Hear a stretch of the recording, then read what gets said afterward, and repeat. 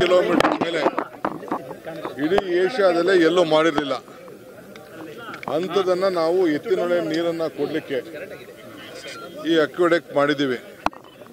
ಕೇಂದ್ರ ಸರ್ಕಾರ ಕೂಡ ನಮ್ಮ ಕೆಲಸ ನೋಡಿಬಿಟ್ಟು ಅವರು ಪ್ರಶಸ್ತಿಯನ್ನು ಕೊಟ್ಟಿದ್ದಾರೆ.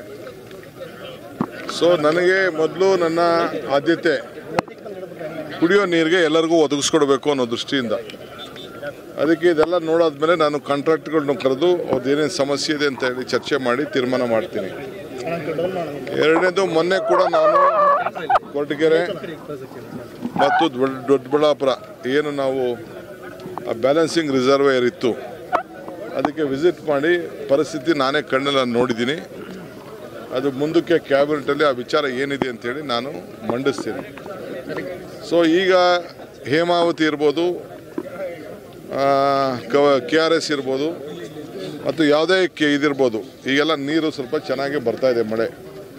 ನಾನು ಎಲ್ಲ ಮಂತ್ರಿಗಳಿಗೆ, ಡಿಸ್ಟ್ರಿಕ್ಟ್ ಮಿನಿಸ್ಟ್ರುಗಳಿಗೆ ಮೀಟಿಂಗ್ ಮಾಡಿ ಆ ನೀರನ್ನು ಮತ್ತು ಡ್ಯಾಮ್ ಸೇಫ್ಟಿ, ಫಸ್ಟು ನೀರನ್ನು ಸುಮ್ಮನೆ ಸಮುದ್ರಕ್ಕೆ ಹೋಗುವಂಥದ್ದು ನೀರಲ್ಲ, ನಾವೇನು ತಮಿಳ್ನಾಡು ಕೊಡಬೇಕು ಕೊಡೋಣ, ಮಿಕ್ಕಿದ್ದ ನೀರನ್ನು ಹೀಗೆ ಕೂಡಲೇ ಕೆರೆಗಳನ್ನು ತುಂಬಿಸ್ಲಿಕ್ಕೆ ತೀರ್ಮಾನ ಮಾಡಬೇಕು, ನೀವೇ ICC ಮೀಟಿಂಗನ್ನು ಮಾಡಿ ಅಂಥೇಳಿ ನಿರ್ದೇಶನವನ್ನು ನಾನು ಕೊಟ್ಟಿದ್ದೇನೆ.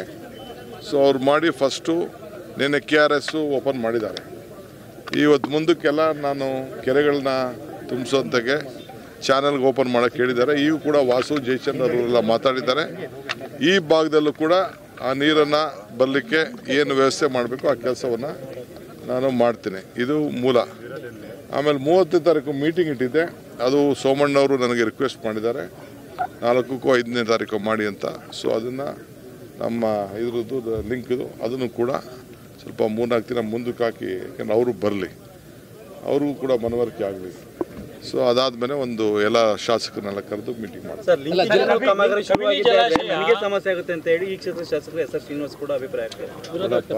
ಯಾರಿಗೂ ಸಮಸ್ಯೆ ಯಾವ ಪುಲಿನೂ ಇಲ್ಲ, ಯಾವ ದರಿನೂ ಇಲ್ಲ. ಸರ್ವರಿಗೂ ಸಮಬಾಳು ಸಮಪಾಳು.